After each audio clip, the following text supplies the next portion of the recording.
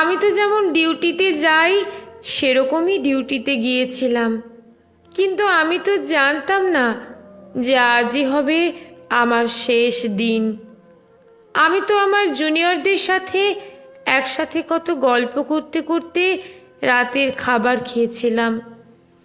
জানো তো মা, অনলাইন থেকে অর্ডার করে আনিয়েছিলাম আমার প্রিয় খাবারটা, ওটাই আজ খেয়েছিলাম।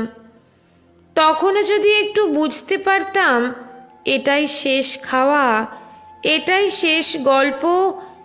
ডিউটির বাঁধনে আমি যখন ক্লান্ত হয়ে গেলাম মা, আমার চোখ দুটো ঘুমে বন্ধ হয়ে যাচ্ছিল। একটু শরীরের ক্লান্তি মেটাতে গেলাম, তখনও যদি বুঝতাম মা সারা জীবনের মতো বিশ্রামে চলে যাব। তখন ভোর রাতে আমি ওয়ার্ডে একা, ভোরের শীতল বাতাসে আমার একটু ঠান্ডা লাগতে আমি লাল চাদরটা ঢাকা দিয়ে একটু চোখ বন্ধ করেছিলাম শুধু। সেই সময়ের অপেক্ষায় থাকা ওরা আমার সাথে, ছি মা, আমার খুব কষ্ট হচ্ছিল জানো তো। অনেকবার আমি বারণ করেছিলাম, চিৎকার করেছিলাম, বাঁচাও, কে আছো আমাকে বাঁচাও। কিন্তু কেউ আমার চিৎকার, আমার আর্তনাদ শুনতে পায়নি জানো তো মা। আর ওরা আরও পশুর থেকেও বিচ্ছিরি ব্যবহার করতে লাগলো আমায়, খেলতে লাগলো আমাকে নিয়ে ওরা। আমি ওদের হাতে পায়ে পড়লাম জানো তো। আমি এটাও বললাম যে আমাকে ছেড়ে দাও, দয়া করে ছেড়ে দাও, আমি কাউকে কিছু বলবো না, আমাকে যেতে দাও। কিন্তু ওরা আর আমায় তোমার কাছে একবার যাওয়ার সুযোগটাও দিল না, দিল না তোমার কোলে শেষবারের মতো মাথা রাখতে দিতে, দিল না শেষবার তোমার হাসি ভরা মুখটা দেখার সুযোগ, দিল না বাবার স্বপ্নে তার রাজকন্যার বড় ডাক্তার হওয়ার কাহিনীকে সত্য করতে।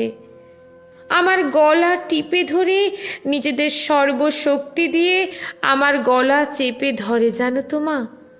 আমি অনেক চেষ্টা করেছিলাম বাঁচার, কিন্তু হয়তো আজ ভগবানও চায়নি যে আমি বেঁচে থাকি।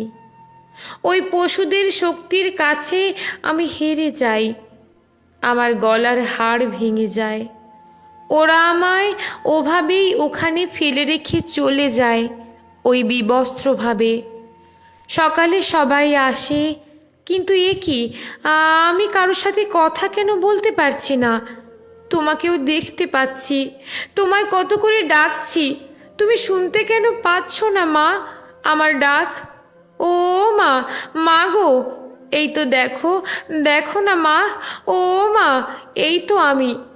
তুমি কাঁদছো কেন? কি হয়েছে তোমার? ও মা। দেখি মা সামনে একটা লাশের দিকে তাকিয়ে হাউমাউ করে কাঁদছে। লাশটার মুখ দেখতে পেয়ে আমি শিউরে উঠি। এ কি, এটা যে আমারই নিথর দেহ, আমি কি তবে মারা গেছি? আমিও কাঁদতে শুরু করলাম। সবাই আমার এই মৃত্যুতে শোকাহত। সারা দুনিয়া আমার মৃত্যুর ঘটনা আপাতত জেনে গেছে। সবাই বিদ্রোহ করছে, কিন্তু আমি আমার নিথর দেহের দিকে তাকিয়ে রইলাম। আমার শেষটা তো আরো ভালো হতে পারতো বলো মা। দেখো না মা, ওরা আমার মুখের দেহের কি বিচ্ছিরি অবস্থা করেছে দেখো মা। আমার চিৎকার করতে ইচ্ছে করছে, কিন্তু আমার আওয়াজ এখন কেউ শুনতে পাচ্ছে না।